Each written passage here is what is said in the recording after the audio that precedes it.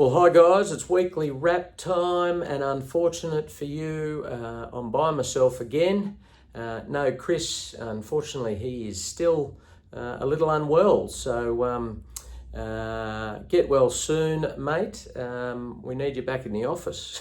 So look, it's just me, and not a huge amount to report from the week just gone, and only a couple of runners for the week coming. So relatively quiet all round, and the weather hasn't helped any of that. So our first potential runner for the week, Hay Street, he's been accepted for 2 runs tomorrow. Benchmark 72 1100 metres for 3 and 4 year olds, and a benchmark 78 1200 metre, both at Rosehill. And unfortunately, the track's rated a heavy 10 at this very point in time, but he's also drawn 13 and 14 respectively. So not the ideal conditions for him. We know he can perform on a heavy and rain affected track. But we'll just need to make a final call in the morning. That the barriers certainly haven't helped us. He has an option next week up in Queensland, actually, a 3-year-old listed race. So we'll just keep an eye on things, make a final call in the morning. What I can say is he is having a belter of a preparation.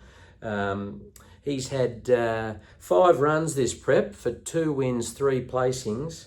And he's earned about 120,000 in prize money. So he's absolutely flying, and it'd be nice to get another win for the preparation. So we'll just try to figure out where that is, and we'll go from there. But good luck to the owners if he does run tomorrow.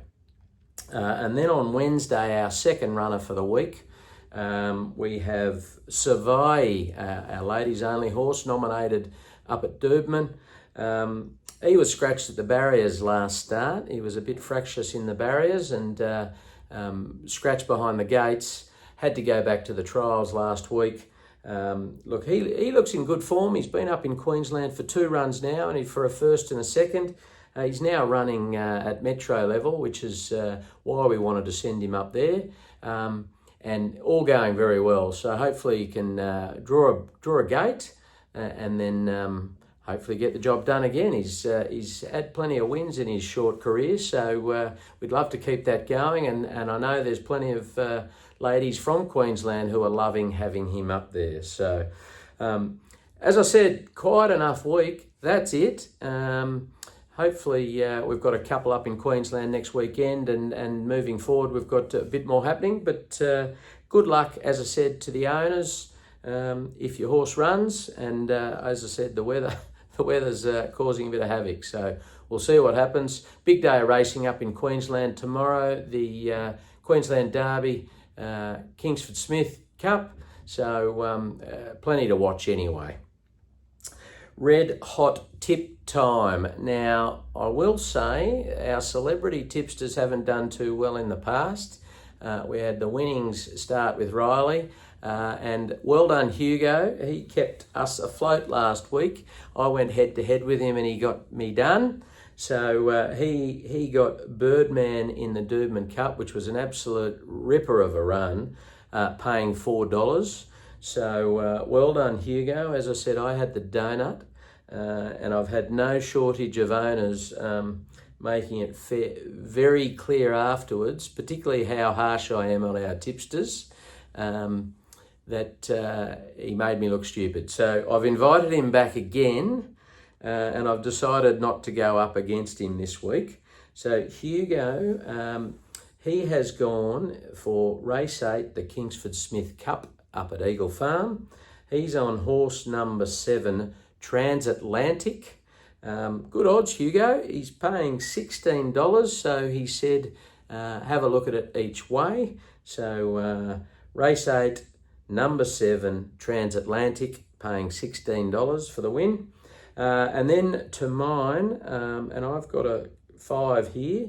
The first 3 at Eagle Farm. So race 4, the Sire's Produce. I'm on number 4, Martist, paying $7.50. Race 6, the Fred Best Classic. I'm on number 5, Brave Monarch, paying $4. Race 7, the Queensland Derby.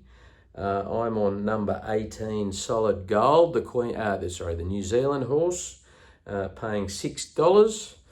Then I moved to Caulfield for one. Race 8, the Bel Esprit Stakes. I'm on number 14, Bazaball Rewarded, paying $6.50. And then across to WA to Belmont, the last with Willie Pike. I'm on race 9, the Benchmark 78, number 9, Dracana, something like that, paying $4.80. So plenty there, 6 tips. Good luck. Have a great weekend. Hope you can all keep out of the rain, and we will see you next week.